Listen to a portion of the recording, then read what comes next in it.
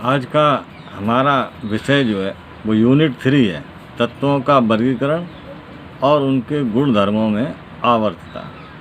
इसके पाठ्यक्रम को मैंने शुरुआत में ही लिख दिया है कि इसमें हमें किन किन चीज़ों का अध्ययन करना है। मुख्य रूप से आवर्त सारणी क्या चीज़ है, तो जब तत्वों की संख्या अधिक हो गई तो उनका अध्ययन जब सुचारू नहीं हो पा रहा था, तो वैज्ञानिकों ने प्रयास किए कि इनका एक ऐसा वर्गीकरण किया जाए जिससे सभी का अध्ययन आसानी से हो सके। आवर्त सारणी आवर्त नियम के आधार पर तत्वों का वर्गीकरण करने वाली सारणी है,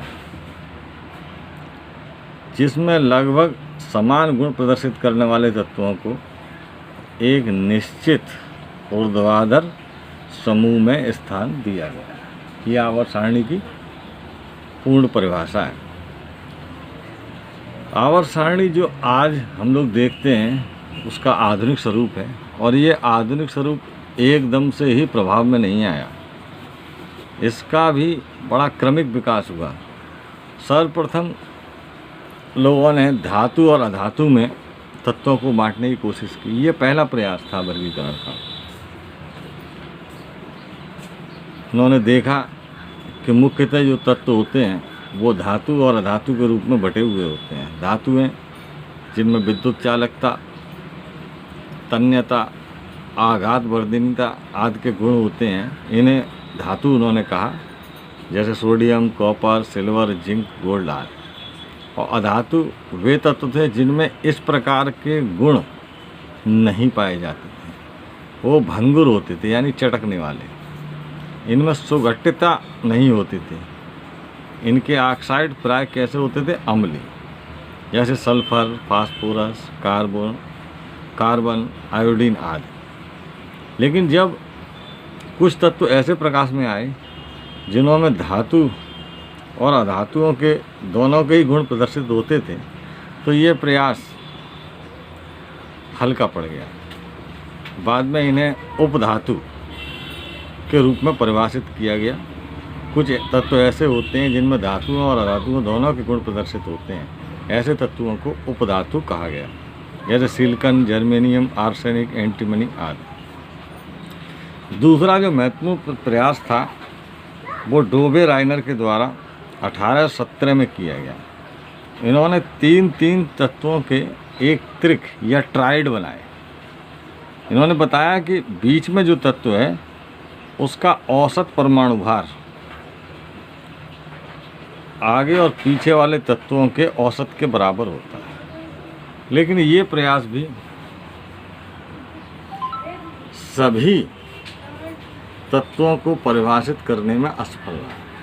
मैंने इसमें दिया है, जैसे Cl, Br, I है, तो Cl और I को जोड़ के आधा करें, यानी इनका औसत निकालें, तो इनका परमाणु भार ब्रोमीन के परमाणु भार के लगभग बराबर होता है। लेकिन ये भी कुछ ही तत्वों के त्रिक बना पाए, तो ये प्रयास भी लगभग असफल ही हुआ। तीसरा प्रयास जो था वो न्यूलैंड का अष्टक नियम है।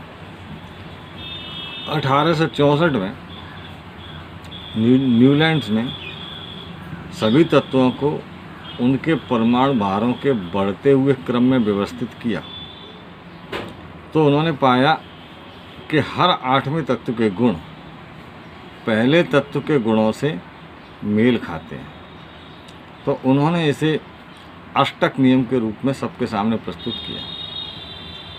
ये नियम बाद में मेंडलीव की आवर्त सारणी के लिए मूल आधार साबित हुआ। इसका उदाहरण मैंने यहाँ नीचे आपको दिया है, इसे ठीक से समझ सकते हैं। चौथा जो प्रयास था वो D.I. मेंडलीव ने 1869 में किया।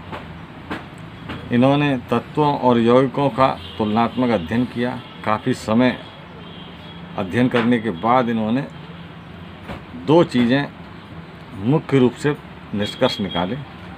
पहला निष्कर्ष ये था कि परमाणु भार तत्वों का मूल लक्षण होता है। परमाणु भार तत्वों का मूल लक्षण होता है। दूसरा जो इन्होंने निष्कर्ष निकाला कि तत्वों को परमाणु भारों के बढ़ते क्रम में रखने पर उनके गुणों में पुनरावृत्ति होती है और इस गुण को उन्होंने आवर्तता का नाम दिया और उन्होंने अपना एक आवर्त नियम भी प्रस्तुत किया कि तत्वों के गुण उनके परमाणु भारों के आवर्ती फलन हैं। इसके बाद मेंडलीफ ने एक आवर्त सारणी प्रस्तुत की जिसे हम लोग मूल आवर्त सारणी कहते हैं। ये पहला ही प्रयास था और उन्होंने क्या किया, उनकी आवर्त सारणी के मुख्य लक्षण क्या हैं ये देखिए।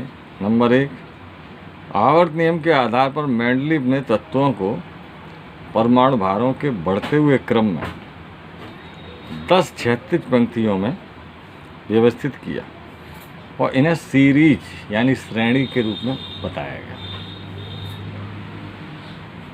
दूसरा मुख्य बिंदु है कि श्रेणियों को 7 क्षैतिज कालमों में बांटा, जिन्हें कि हम बाद में क्या कहते हैं, आवर्त कहते हैं, और 8 खड़े कालमों में उन्होंने उसको बांटा। इन 8 खड़े कालमों को हम लोगों ने वर्ग या ग्रुप कहा।